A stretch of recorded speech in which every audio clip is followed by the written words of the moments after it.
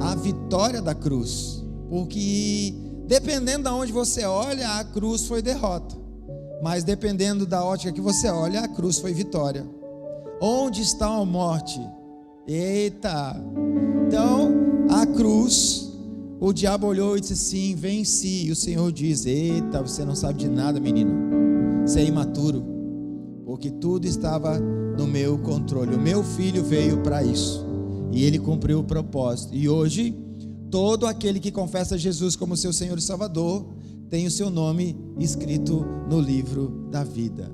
Amém? Só dá um glória a Deus quem tem seu nome escrito no livro da vida aí. Glória a Deus. É isso, irmão.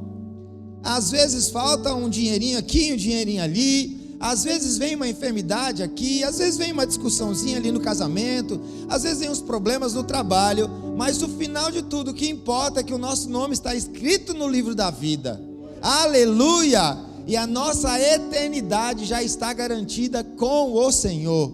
É bom demais, irmão. Então não perca tempo com tristezas dessa terra, com picuinhas, com pormenores. Eu estou desanimado porque não me cumprimentou. Vai te lascar, irmão. Seja feliz. Aproveita a graça do Espírito Santo aí na sua vida. Aproveita que ele habita dentro de você e deixa ele gerar o fruto em você, chamado fruto do Espírito. Aleluia! Eita, quinta-feira maravilhosa. Teve uma galera que aproveitou, foi tirar um feriadão, mas a gente está aí. Glória a Deus. Amém? Glória a Deus, irmão. Maravilha. Deixa eu compartilhar com você, para que a gente possa caminhar um pouco junto. Nós estamos algumas semanas, obviamente desde a virada do ano, como a gente tem dito, todos os cultos, né? Mas como se renova muito as pessoas, a gente está repetindo. Então, por favor, nos compreenda. Nós estamos falando sobre maturidade desde a virada do ano, esse tema que o Espírito liberou para o pastor Natanael, e a gente tem procurado andar em obediência. Não é fácil, irmão, você falar sobre o mesmo tema durante tanto tempo assim, mas é tão vasto. Falar sobre maturidade é tão vasto assim, e eu repito de novo que eu estou sendo muito tratado. Então cada mensagem que os pastores eles liberam, eu fico anotando, e o Espírito ele vai me tratando. Cada mensagem também que o Senhor compartilha comigo para ministrar com você, é porque antes eu já estou também sendo ministrado. Então eu quero apenas aqui compartilhar rapidamente só aquilo que já foi ministrado desde quando nós começamos, especificamente desde quando eu comecei a ministrar aqui na quinta-feira, onde nós começamos falando sobre sermos conduzidos pela revelação da cruz, onde nós compartilhamos uma mensagem, onde nós falamos que há uma realidade para nós depois da cruz, depois daquilo que Cristo fez por nós na cruz. Nós falamos sobre Gálatas capítulo 2, versículo 20, que diz: já estou crucificado com Cristo, logo eu vivo, não mais eu, mas Cristo vive em mim, e a vida que agora vivo na carne, vivo-a na fé do Filho de Deus, o qual me amou e se entregou a si mesmo por mim. Essa é a nossa realidade. A cruz não foi apenas um evento, foi o encerramento de uma natureza e o início de uma nova vida em Cristo. Então a cruz, ela é um marco na vida de todo cristão, porque ela nos deu a oportunidade, através da nossa escolha, de sermos novas criaturas. As coisas velhas já passaram e tudo se fez novo. Depois nós falamos a respeito de renovarmos a nossa mente para entendermos quem nós somos no Senhor. Falamos sobre Romanos capítulo 12, versículo 2: e não vos conformeis com este mundo, mas transformai-vos pela renovação do vosso entendimento, para que experimenteis qual seja a boa, agradável e perfeita vontade de Deus. Ou seja, a transformação não acontece apenas no espírito, ela precisa alcançar a forma em como nós pensamos. percebemos e interpretamos a Bíblia, ou a vida. Então nós precisamos renovar a nossa mente, porque antes da cruz, antes de aceitarmos a Jesus como Senhor e Salvador, talvez nós tínhamos uma percepção da vida, nós tínhamos valores, nós tínhamos conceitos e valores ensinados por nossos pais, por pessoas que nós respeitávamos, enfim, pelo o meio que nós vivíamos. E aí agora Jesus, ele entra em nossa vida, e Paulo, ele está dizendo: não vos conformeis com este mundo, ou não vos conformeis com aquilo que o mundo ensinou. Ou seja, quando ele fala do mundo, ele não está falando apenas de pecado, mas com as coisas naturais desse mundo. Ele está dizendo: não, olha, não vos conformeis, não fiquem na impressão rasa do ensino humano a respeito da vida. Ele está dizendo: há muito mais a respeito da vida, há muito mais a respeito de quem você é agora. Então você precisa renovar a sua mente pela Escritura, porque depois da cruz você é, estamos juntos? Depois da cruz você é o que a Bíblia diz que você é. Você não é mais o que as pessoas dizem, você não é nem mais o que você pensa que você é. Você é o que a Escritura diz que você é. Você é o que Deus diz que você é. Você vai para onde Deus diz que você vai. E você veio da onde Deus disse que você veio. Você veio dele e você volta para ele. Então essa é uma transformação que nós precisamos ter na nossa mente, porque às vezes nós temos uma identidade de filho e uma mente de escravo. Às vezes você não consegue viver a identidade que Jesus Cristo te deu. Ele te deu uma nova filiação, filiação de filho. Uau! Uma filiação agora que tem herança, uma filiação que tem Deus como Pai. E às vezes nós ainda vivemos como escravos, não tomamos posse da obra da cruz, que não foi só a salvação. Jesus, ele disse quando estava sendo consumado, estava sendo crucificado: está consumado. Ou seja, está tudo pronto. Jesus, ele reconquistou para nós a identidade de filho. Ele nos deu nós somos novas criaturas, nós voltamos à essência da criação que Deus havia projetado no jardim do Éden. Então agora dentro de você habita uma natureza eterna, habita uma pessoa chamada Espírito Santo. E agora, por que nós precisamos renovar a nossa mente? Porque a nossa mente, ela precisa ser condicionada, ela precisa ser ensinada a obedecer uma realidade do Espírito. Então, nesse meio, está agora a sua mente, sua alma, porque ela está sendo ministrada por um Espírito que foi regenerado, mas tem uma carne que ela está presa à terra, a carne, ela foi tirada da terra, a essência da carne é terrena. Então há uma realidade onde você vai todos os dias lutar entre uma realidade espiritual e uma realidade terrena, e no meio disso está a sua alma. Então você precisa agora renovar a sua mente, para que você acesse e ceda ao governo do Espírito.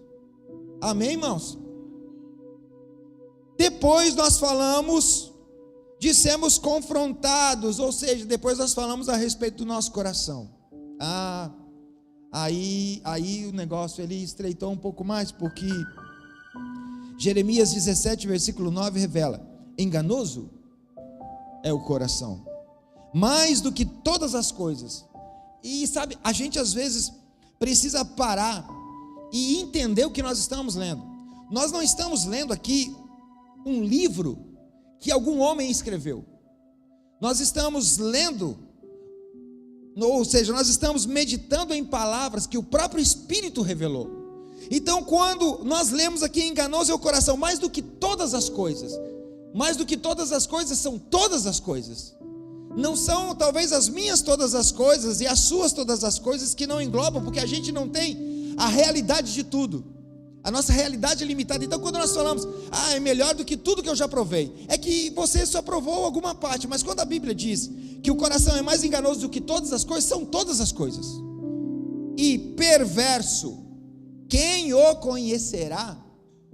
É uma pergunta que Jeremias está fazendo. Ele diz: enganoso é o coração, mais do que todas as coisas. Agora, quem o conhecerá? Quem conhece o nosso coração? Você já se perguntou, quem conhece o teu coração? E aí tem uma frase que nós sempre dizemos, né? Quando a gente faz alguma coisa que não deu certo, a gente faz alguma coisa que ofendeu alguém, né? A gente diz assim: o Senhor conhece o meu. Mas a gente não fala dizendo: o Senhor conhece o meu coração. A gente fala isso, uma frase às vezes para meio que se desculpar por aquilo que a gente fez, por uma intenção. Olha, o Senhor conhece meu coração, que eu não quis dizer isso para ti. Só que nós não conhecemos o nosso coração. Só o Senhor conhece o nosso coração. Por quê? Porque o nosso coração, ele é enganoso. Por isso que Davi era um homem segundo isso. E agora você olha para a vida de Davi. Davi, ele pecou mais do que Saul.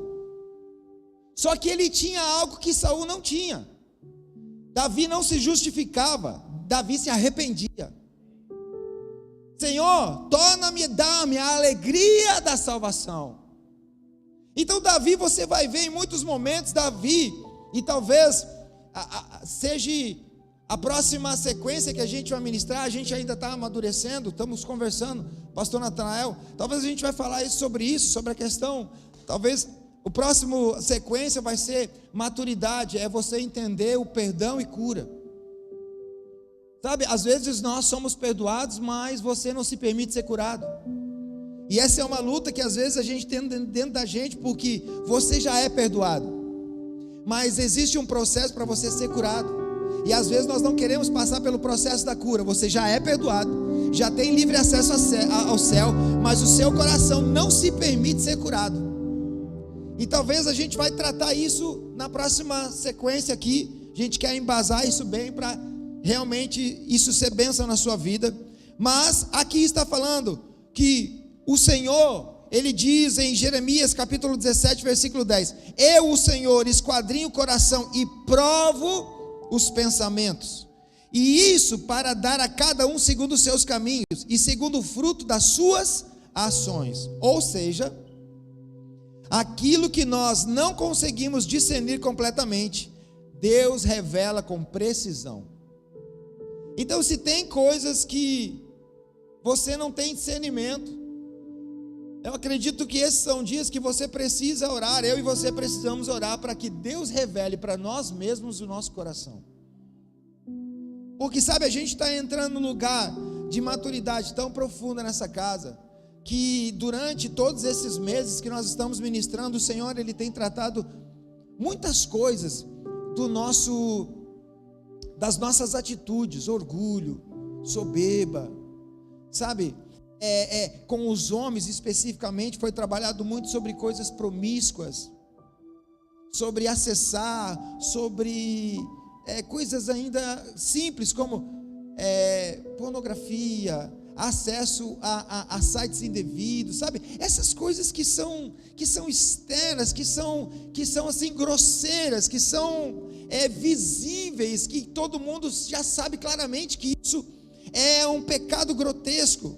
Mas o Senhor, ele quer também nos aprofundar um pouco mais na maturidade, porque para nós esse é o culto DNA, esse é o culto para pastores, líderes e obreiros dessa casa.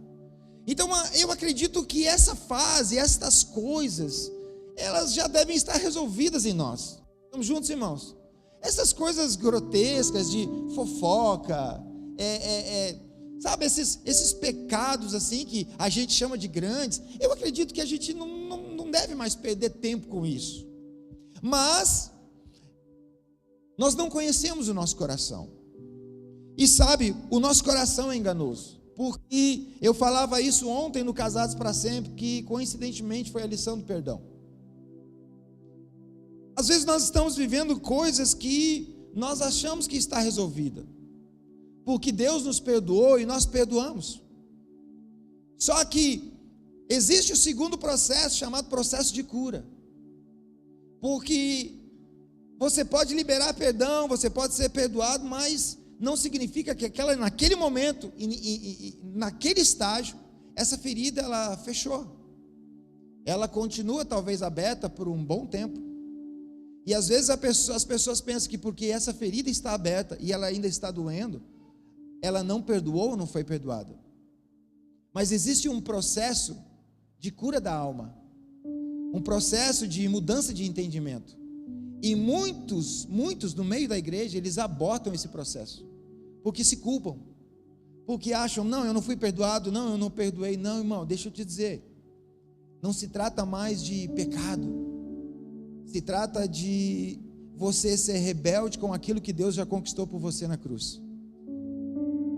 É você entender que você já é perdoado, é você entender que você já é remido, é você entender que quando o Senhor olha para você, que tem Jesus Cristo como Senhor e Salvador, o Senhor já não olha mais para o pastor André, e muito menos para o André. O Senhor olha para um sangue que está sobre a vida do André, e o Senhor olha e diz assim: está perdoado. Aleluia. Só que abaixo desse sangue existe um André, que talvez ainda não esteja curado. E o Senhor, Ele não para no perdão, o Senhor quer nos levar até a cura. Para quê? Porque uma pessoa curada pode curar outro. E às vezes nós, como pastores, líderes, nós não estamos curados, e queremos ministrar cura aos outros. Sabe, é como você estar sangrando e querer estancar o sangramento de alguém. Não vai funcionar. Em alguns casos funciona pela misericórdia de Deus e pela bondade do Senhor, mas estes são os dias que nós precisamos olhar um pouquinho mais para dentro de nós. E aí às vezes a gente se pergunta: Senhor, mas eu perdoei? Não faça essa pergunta. Às vezes você se pergunta: eu não tenho mais nada com fulano, será que eu tenho? Deixa eu olhar meu coração, eu tenho alguma coisa? Não tenho mais nada com fulano, eu não tenho mais nada com ciclano. Mas se de repente você parar, refazendo a minha frase, mas talvez se você refizer a sua oração e dizer: Senhor, se ainda há algo dentro de mim que precisa ser curado, me revela.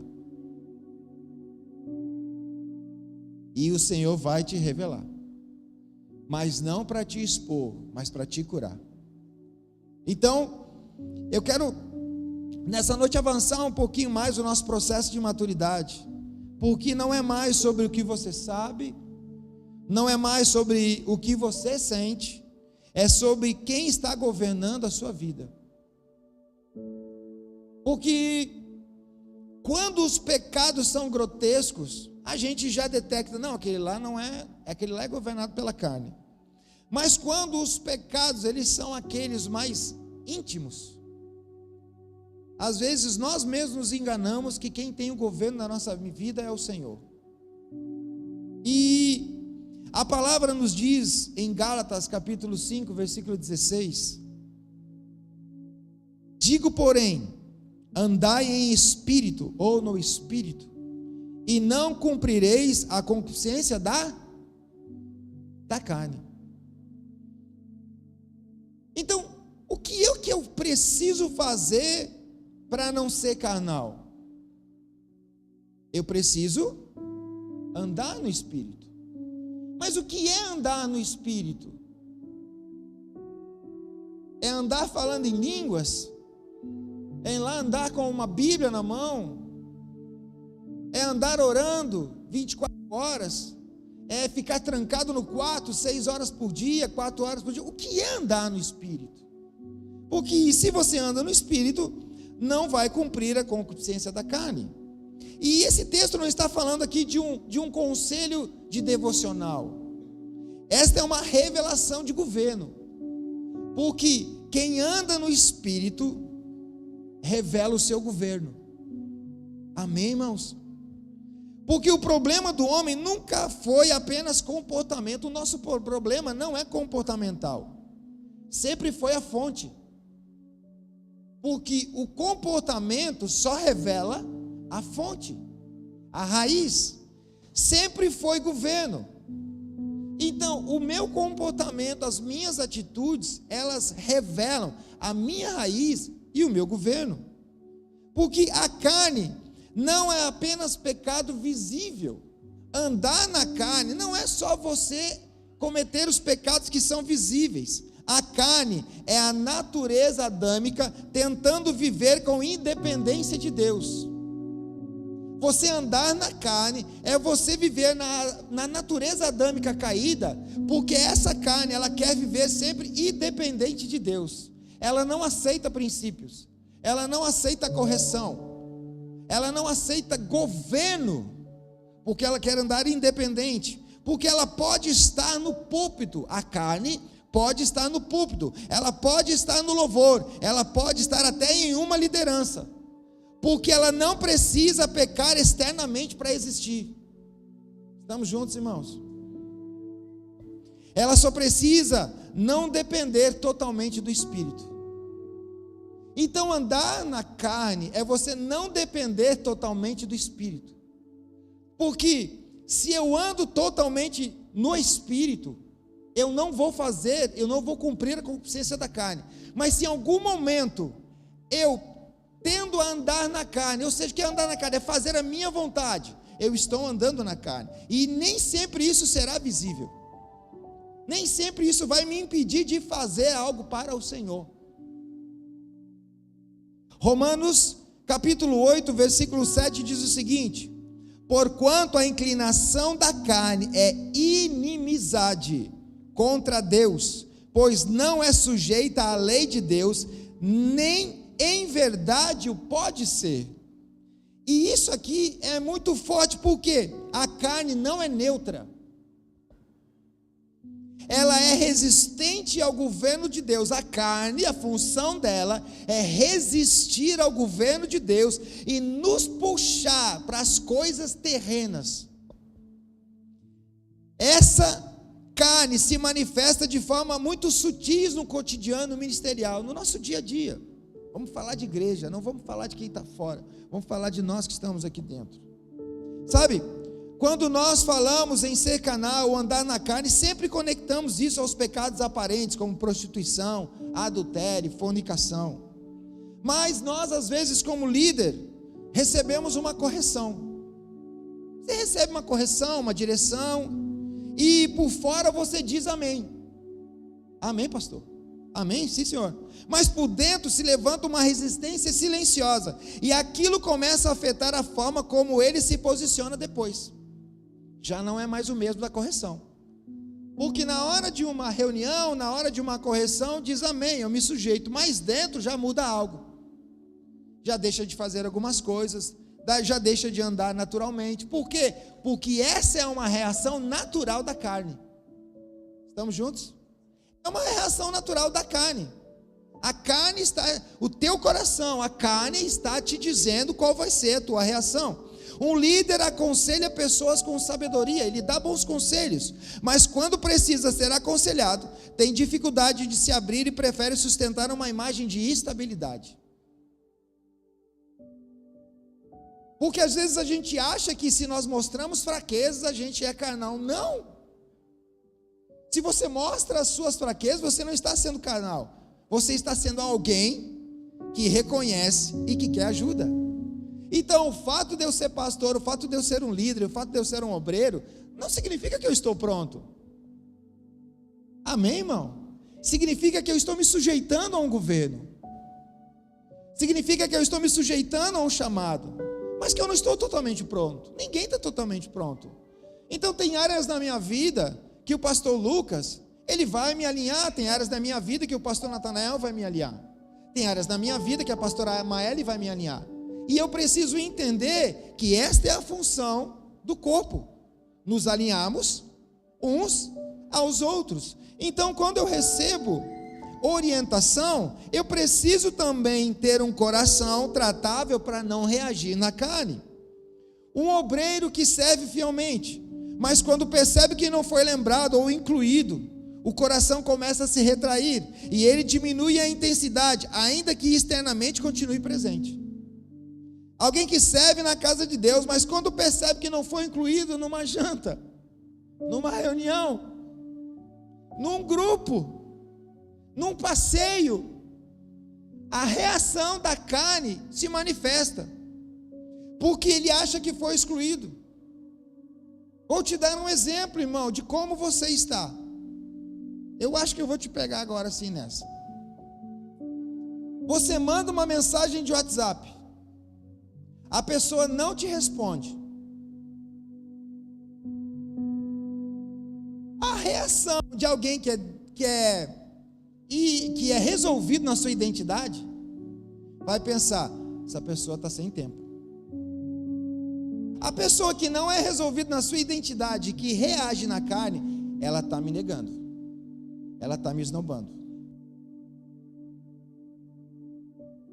Estamos juntos? Porque, irmão, nas simples coisas nós vemos como está nosso coração. E isso não é falta de Bíblia ou não é falta de conhecimento. Isso é governo da carne ainda ativo de forma sutil dentro de nós. Porque a carne, ela sempre vai reagir. Ela não espera discernimento. Ela reage no impulso. Ela não espera discernir a informação. Ela reage no impulso. Ela responde ao estímulo. Mas o Espírito, ele responde, ele passa pelo filtro da verdade, da identidade e da vontade do Pai. E isso é andar no Espírito, é você não reagir, é você responder. Porque a resposta, ela vem do Espírito, mas a reação vem da carne.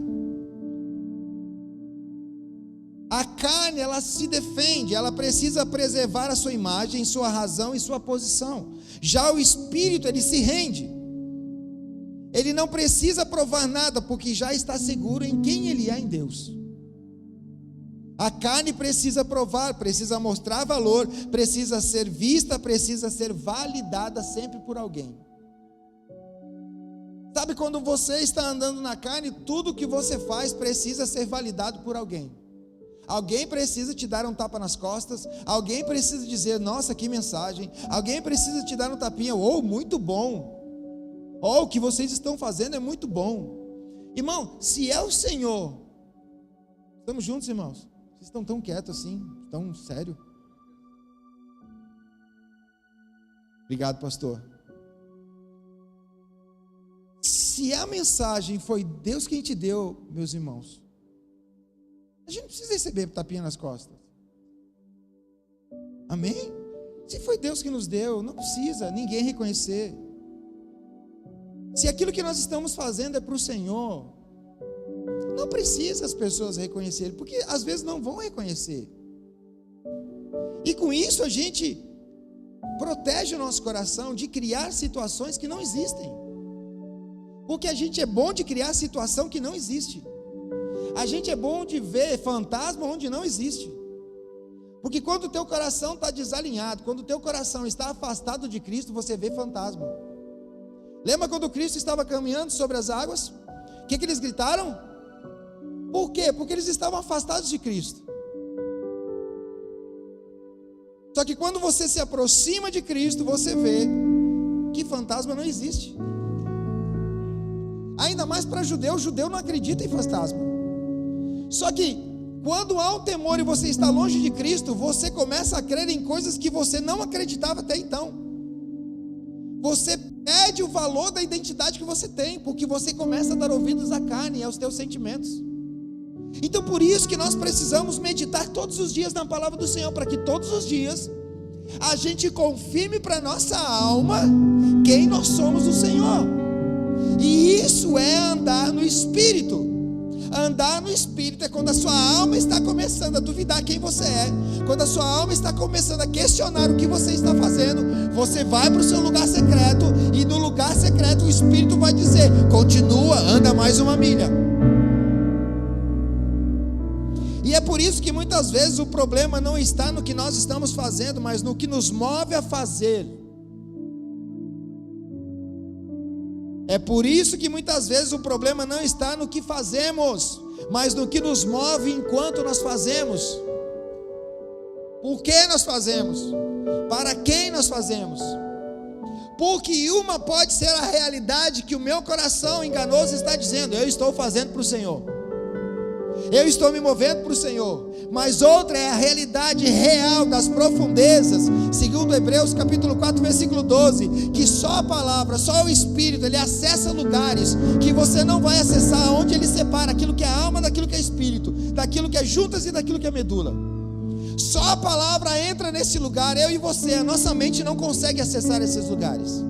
Então, se você quer saber se aquilo que você está fazendo de fato é para o Senhor, você vai entender que o Espírito Santo está te liberando, que Ele está te confirmando. Então não importa muito as vozes que vêm do lado de fora de rejeição. O que importa é a voz que está ministrando dentro de você em aprovação. Amém? Mas também não importa as vozes do lado de fora te aprovando, se a voz do lado de dentro está te rejeitando. Porque o que vale para nós é a voz do Espírito dentro de nós dizendo: Abba, Pai, vai meu filho, volta meu filho, não faz, não responde, não te justifica. Você não precisa se justificar, você não precisa provar. Aleluia.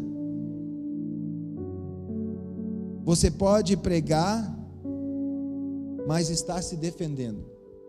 Você pode servir, mas está buscando reconhecimento. E você pode até liderar, mas está sendo governado por comparação. Sabe, às vezes a gente está sentado e o pastor Natanael, ele tem uma forma ímpar de liderar. É dele. E se eu quiser liderar do jeito dele, eu morro.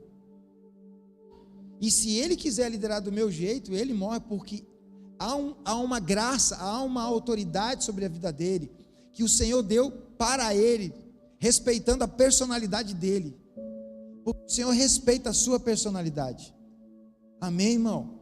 Então, quando você entende que você precisa da direção do Espírito Santo para você liderar, você precisa da direção do Espírito Santo para você servir, aí você não vai mais se comparar com um ou com o outro, porque não são os tapas. E deixa eu ser muito claro aqui com você, irmão.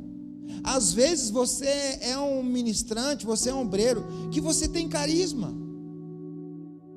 E carisma é algo muito bom, porque as pessoas, elas vão te reconhecer mais facilmente, elas vão te elogiar mais facilmente. E talvez você, assim como eu, não tenha tanto carisma. E às vezes eu já passei por isso, pastora Maeli. Vi uma pessoa que tem carisma do meu lado, e ele ministrava, e todo mundo dizia: uau, que palavra! Mas era o carisma, e eu ministrava também, e ninguém. Eu pensava: cara, mas será que eu estou ruim assim? Mas não é, irmão. Não é. Porque quando você entender que a sua mensagem, ela precisa ser a mensagem que Deus te deu, não importa se as pessoas vão te dar tapa ou não, o que importa é que você passe a mensagem, porque o meu e o seu compromisso é com a mensagem, em que ela saia de acordo com Deus nos deu. A gente só é um mensageiro. Então não se compare. O jeito que você serve na porta, o jeito que você serve na Rede Kids, o jeito que você serve na adoração. Ah, eu não sou que nem a pastora Maeli. Claro que você não vai ser que nem a pastora Maeli, irmão.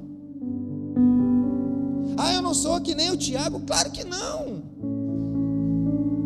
Mas se você for fiel àquilo que Deus te deu, essa medida que Deus te deu vai colaborar para o todo.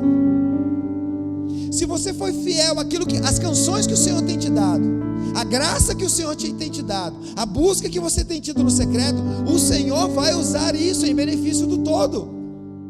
E sabe, o seu pouco no todo se torna muito. Então, quando nós estamos resolvidos e nós não atentamos mais no que diz o nosso coração, a gente começa a fluir mais e você começa a crescer no Senhor. Só que isso só é discernido quando o Espírito revela. Você não vai ter essa revelação. Se você perguntar para você mesmo, você olhar para você, você não vai ter essa revelação, porque isso só o Espírito Santo revela. Sabe? E a palavra nos diz o seguinte, Gálatas 5, 19 e 21. Porque as obras da carne são manifestas, as quais são. Preste atenção nessas obras. Se porventura elas não estão inseridas, às vezes, dentro da igreja, algumas delas: prostituição, impureza, lascívia, idolatria, feitiçarias, inimizades, porfias, emulações, iras, pelejas, dissensões, heresias, invejas, homicídios, bebedices, glutonarias e coisas semelhantes a essas, acerca das quais vos declaro, Como já antes vos disse, que os que cometem tais coisas não herdarão o reino de Deus. E deixa eu discorrer um pouquinho sobre isso aqui, irmão, que às vezes a gente lê esse texto aqui e a gente, isso aqui é para pecador, isso aqui é para quem não conhece Jesus ainda. Então vamos ler e vamos logo para o fruto, porque logo depois vem o fruto do Espírito. Versículo 22, se eu não me engano, vem o fruto do Espírito. Só que aqui às vezes a gente passa batido, porque não, isso aqui é quando eu era da carne, quando eu não tinha Jesus. Só que as obras são manifestas e elas começam em áreas evidentes. Então Paulo ele começa revelando as obras da carne por coisas que são evidentes, aquelas que ninguém questiona. Por exemplo, prostituição, impureza e lascívia. Elas falam de uma vida governada por desejos desordenados, onde o corpo assume o controle e não há submissão ao espírito. O corpo está totalmente largado. Não é apenas prática sexual em si, é uma inclinação interior que busca satisfação sem alinhamento com Deus. Ou seja, é uma rebeldia contra Deus, inimiga de Deus. Idolatria e feitiçarias, que está no texto que estamos lendo. Aqui nós já entramos em algo mais sutil. Idolatria não é apenas adorar imagens, é colocar qualquer coisa no lugar que pertencem a Deus. Pode ser ministério, posição, reconhecimento, pessoas e até a própria vontade pode se tornar uma idolatria. Então a gente vai analisando, irmão, isso não está só fora. Às vezes está dentro do nosso ministério ativo. Porque se há idolatria, eu posso idolatrar o que eu faço, eu posso idolatrar a posição que eu tenho, eu posso idolatrar reconhecimento, porque se eu não tenho reconhecimento, eu entro no lugar, na caverna de Adulão. E até a minha vontade, se eu procuro fazer a minha vontade, não a vontade do Pai, isso se torna uma idolatria. Feitiçaria. Então quando a gente pensa em feitiçaria, a gente pensa numa bruxa. Não. Feitiçaria são as coisas místicas. No contexto bíblico também carrega a ideia de manipulação, controle, tentativa de influenciar pessoas ou situações fora da dependência de Deus. Sabe quando você pega um texto sem contexto e cria uma doutrina, cria algo? Isso também é feitiçaria. É quando alguém tenta conduzir resultados pela força da alma e não pelo espírito. É quando você tenta manipular o ambiente. É quando você tenta manipular pessoas. É quando você diz assim, eis que diz o Senhor. E quando na realidade o Senhor não está falando.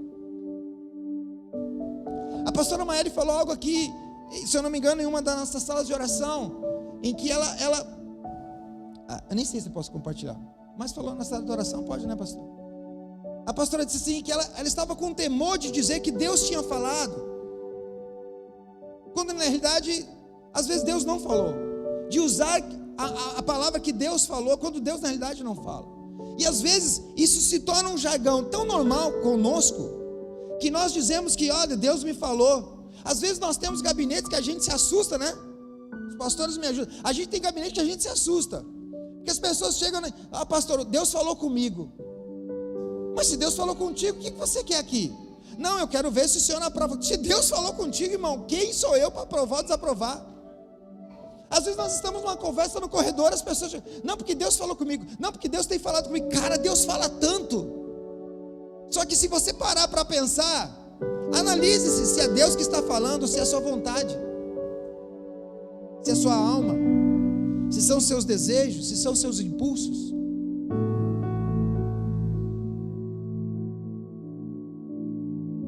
E então Paulo, ele entra em algo ainda mais profundo e muito presente dentro dos ambientes relacionais: inimizades, porfias, emulações, iras, pelejas e dissensões.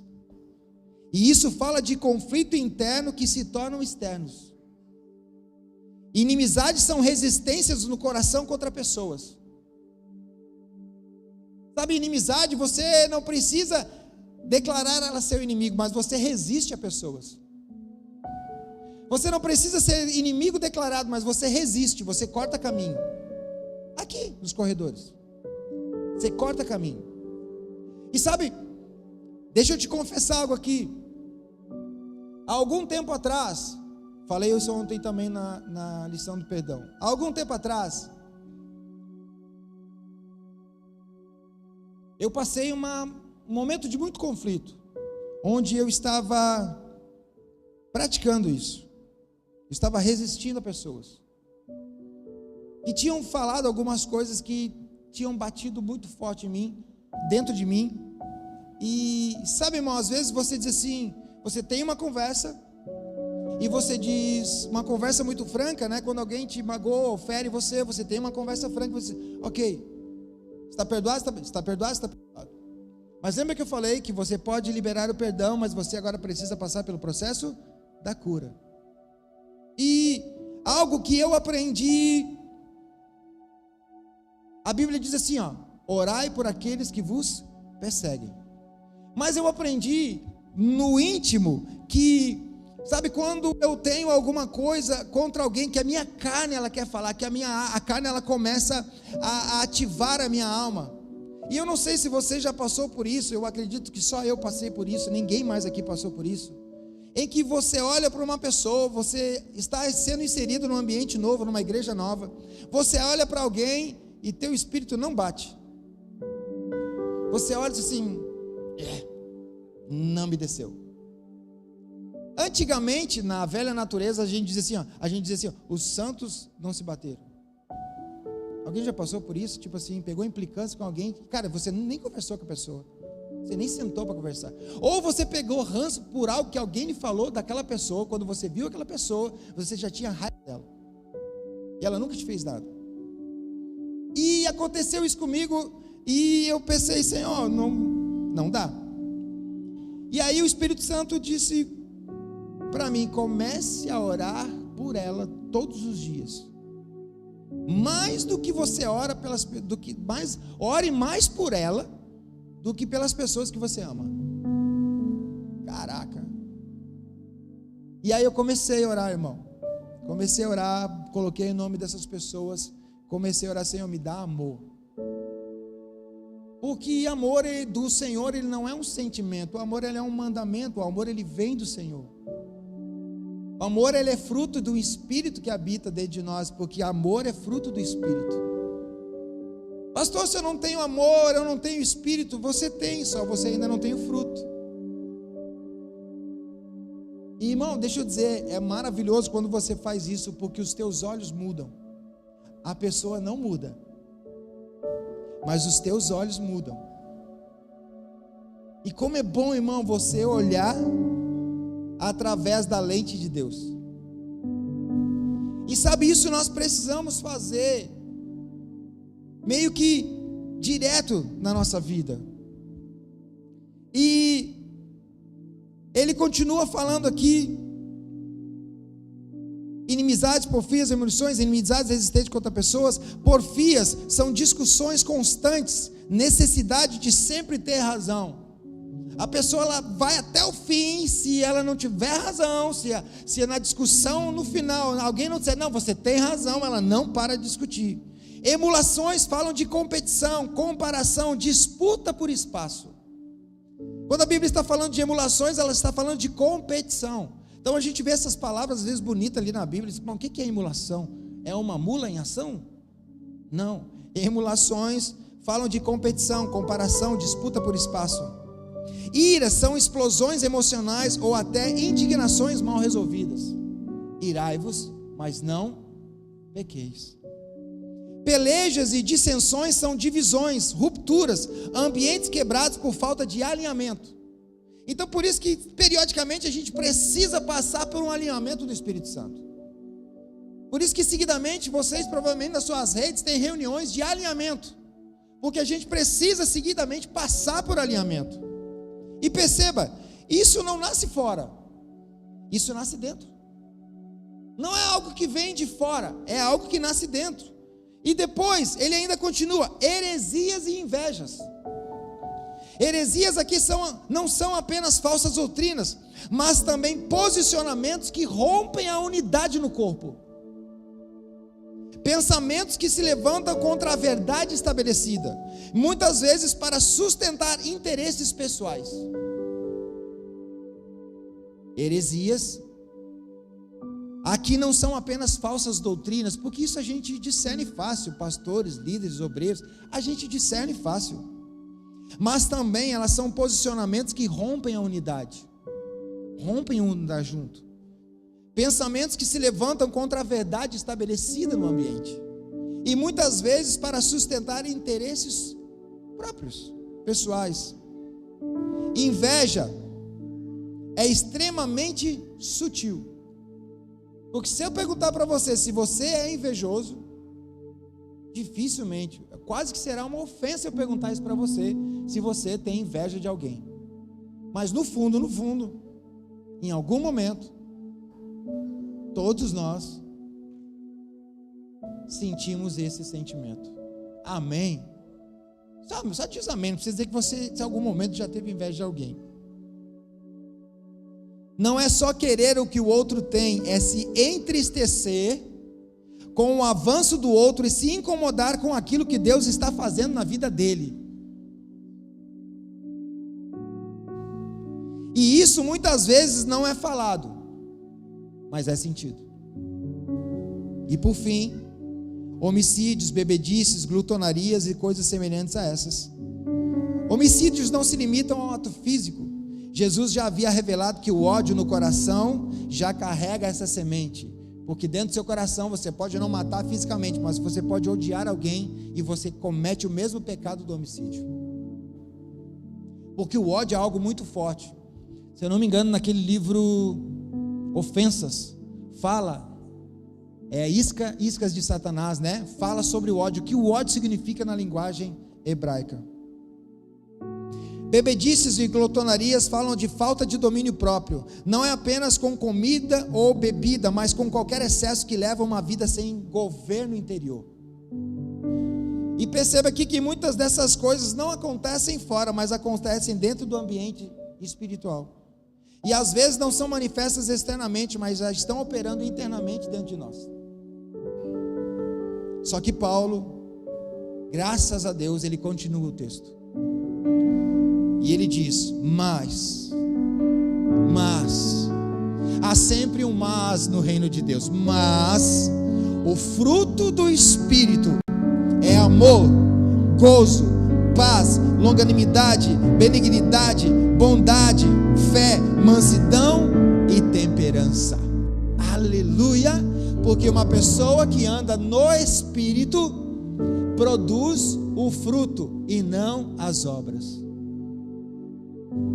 E se você notar, o fruto são 9 gomos. É fruto de uma intimidade, é fruto de uma gestação, é o resultado de um relacionamento que se tornou intimidade, que gerou fruto. Os filhos são resultado de um relacionamento que teve intimidade e que gerou fruto. Então o fruto nada mais é, perceba isso, eu estou acabando, o fruto nada mais é do que a manifestação de quem te governa. O fruto do Espírito nada mais é do que a manifestação de quem te governa. Fruto não se finge, fruto não se força, fruto nasce. Você não tem como fingir o fruto, você não tem como forçar o fruto. Sabe, o ser humano, ele até faz algumas mexidas nas árvores para que um fruto ele produza mais rápido. Mas no reino do Espírito não tem atalho. No reino do Espírito não tem mexida. No reino do Espírito não tem enxerto. No reino do Espírito, fruto é resultado de relacionamento que gera intimidade, e dessa intimidade nasce o fruto. Então o fruto não é algo que alguém vai colocar a mão sobre a sua cabeça e vai ministrar o fruto. Não, fruto é só você e Deus. Fruto é só você e Deus. Pastor, eu não tenho fruto porque é minha esposa. Pastor, eu não tenho fruto porque é o meu marido. Pastor, eu não tenho fruto porque é os meus filhos. Não, irmão, você não tem o fruto, é porque você ainda não tem relacionamento. Se você não tem relacionamento com o Senhor, você não tem intimidade. Se você não tem intimidade, jamais será gerado fruto em você. Mas isso não significa que o Espírito não está em você. Amém? Porque o Espírito está em você. Só que há um fruto ainda a ser desenvolvido por sua busca, por sua rendição e por deixar o Espírito Santo governar a sua vida. Amém. Eu quero parar por aqui hoje.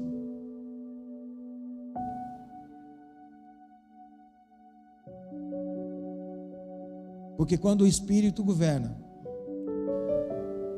o amor não depende de ser correspondido. Quando o Espírito governa, a paz não depende do controle. Quando o Espírito governa, a mansidão não depende de uma vantagem. Quando o Espírito governa, o domínio próprio não é pressão, ele é alinhamento. Se coloque em pé, por gentileza, irmão.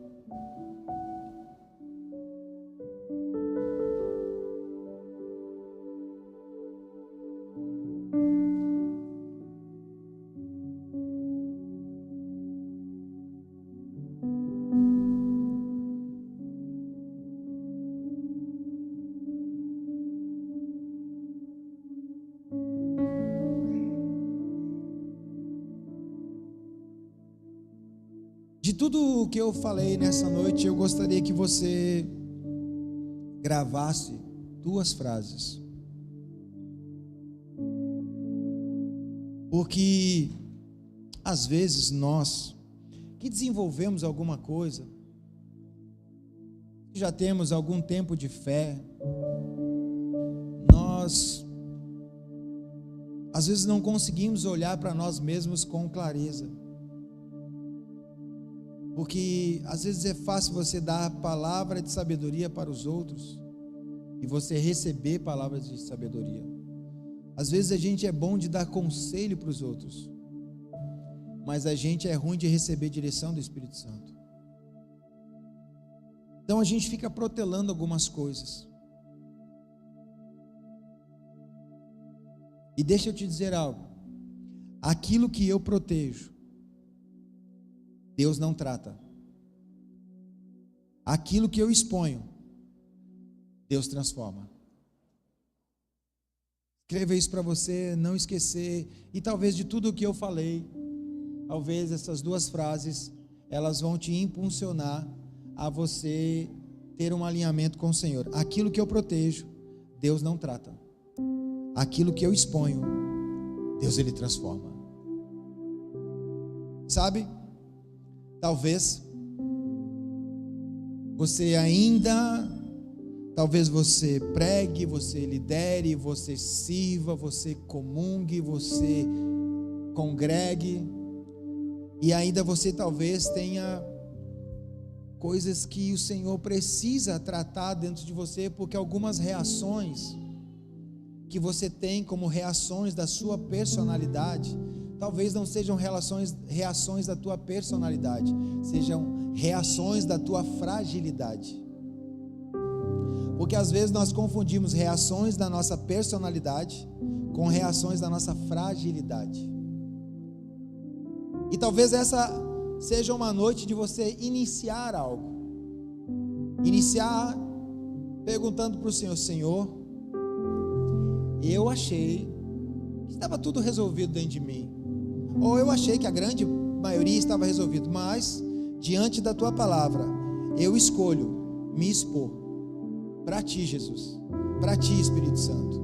Sabe, eu quero te encorajar, você, em algum momento nesse feriado, em algum momento você tirar alguns minutos e você literalmente entrar no secreto, você expor o seu coração e dizer: Senhor, tem muita coisa que eu achei que estava resolvida dentro de mim, mas diante da tua palavra, Senhor, eu quero me abrir, eu quero me expor. Espírito Santo, me mostra, me revela o que ainda tem dentro de mim para ser tratado. Quais são as coisas sutis que eu não enxergo? Quais são as reações que eu não me apercebo?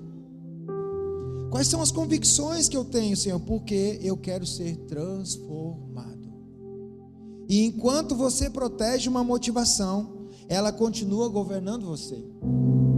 Enquanto você justifica uma reação que você tem corriqueiramente, ela continua ativa dentro de você. Enquanto você esconde uma dor, ela continua influenciando as suas decisões. Amém? Você recebe essa palavra nessa noite, irmão? Você não vai sair daqui hoje chorando, nem pulando, mas eu tenho certeza que você vai sair daqui pensando. Mas além de você pensar, eu quero orar para que você se permita ser tocado pelo Espírito, e desse toque você aprofunde o seu relacionamento. Desse relacionamento você gere uma intimidade, e dessa intimidade nasça de forma natural fruto. Pai, é a tua palavra, Senhor. Não queremos nos justificar nessa noite. Nós não queremos continuar protegendo aquilo que precisa ser exposto, porque nós escolhemos ser tratados, nós escolhemos sermos transformados. Por isso, Espírito Santo, a começar por essa noite, sonda os nossos corações. Eu sei, Senhor, não se trata de pecados grotescos, mas de coisas que têm nos impedido, coisas que têm nos impedido de fluirmos mais em Ti. Não se trata de pecados, mas talvez de obras que estamos fazendo, Senhor, que sutilmente elas têm permanecido, e que talvez em alguns momentos a nossa carne ela tem nos liderado, tem nos governado. Mas nós não queremos mais, Senhor, este governo. Nós queremos o governo 100% do Teu Espírito, 100% em nós e sobre nós. Por isso, Espírito Santo, eu peço sobre cada vida que está neste lugar, aqueles que estão nos assistindo nas suas casas, em nome de Jesus, Espírito Santo, nos revela para nós mesmos. Nos revela, mas junto com a revelação, nos dá a força, nos dá a coragem, nos dá a humildade necessária para reconhecermos quem nós somos aos Teus olhos, quem nós somos diante do Senhor, que nada é oculto, tudo está patente, tudo está visível. Mas talvez, Senhor, a religião, talvez os nossos cargos, os nossos títulos, o nosso conhecimento de algumas coisas tem nos cegado, tem ofuscado a nossa visão. Mas nós queremos olhar, Senhor, primeiro nos enxergar com os Teus olhos, e queremos também enxergar os nossos irmãos com os Teus olhos. Queremos amar com o Teu coração, não mais com o nosso coração que é enganoso, com o nosso coração que acha que somos coitadinhos, que somos ofendidos, que somos rejeitados. Não, Senhor, nós não queremos mais ouvir a voz do nosso coração. Nós queremos ouvir a voz do Espírito, que contém a verdade, que contém tudo o que precisamos. Esse Espírito que Jesus declarou: é necessário que eu vá, porque se eu não for, Ele não virá, o Consolador não virá. E esse Espírito está em nós. Mas mais do que Ele estar em nós, nós queremos nos humilhar, nós queremos reconhecer, Senhor, para que nasça dentro de nós algo chamado fruto da presença, fruto do governo, fruto daquele, Senhor, que sabe quem somos, mas que tem o poder de nos tornar, mas que tem o poder de gerar Cristo em nós. Obrigado pela Tua palavra, Senhor. Obrigado pelo Teu ensino, obrigado pela Tua instrução. Porque tudo que há dentro do meu coração necessita mais de Ti. Senhor, Ah, sim. quero ser como Tu. Essa adoração pode ser sua oração nesse feriado, irmão. Quero ser como Tu. Eu quero ser um vaso em Tuas mãos, Senhor.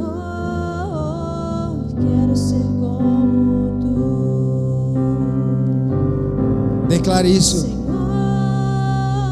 quero ser como tu. É só isso, irmão. É só ser um vaso, mais nada.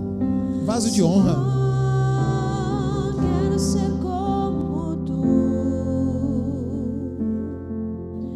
Eu quero ser um vaso em tuas mãos, Senhor.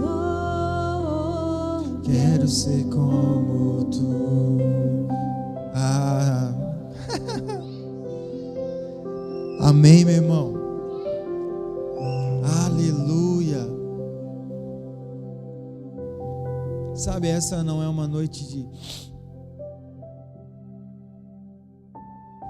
Essa não é uma noite de apelo. Essa é uma noite de rendição. Nós temos algo precioso dentro de nós chamado Espírito Santo. Que esse Espírito te conduza até a sua casa. Que esse Espírito te dê a essência da Páscoa. Que o seu coração nessa Páscoa não fique dividido entre a Páscoa do mundo e a Páscoa dos céus. Sabe? Porque às vezes nós nos rendemos a duas Páscoas, mas só existe uma. Jesus crucificado, Jesus ressuscitado. Que você viva a verdadeira Páscoa, em nome de Jesus. Deus os abençoe. Erga suas mãos aos céus. Pai, obrigado por esta noite, obrigado pela tua palavra, obrigado pelo teu ensino. Nos conduz de volta até as nossas casas em paz e em segurança, e nos dá um feriado, um fim de semana abençoado, e nos conduz amanhã em nossa sala de adoração às 18 horas. Nós vamos iniciar até às 22 horas, relógio de oração, e domingo pela manhã culto de Santa Ceia, culto de ceia, e domingo à noite culto de ceia. Deus os abençoe. Vá em paz em nome de Jesus.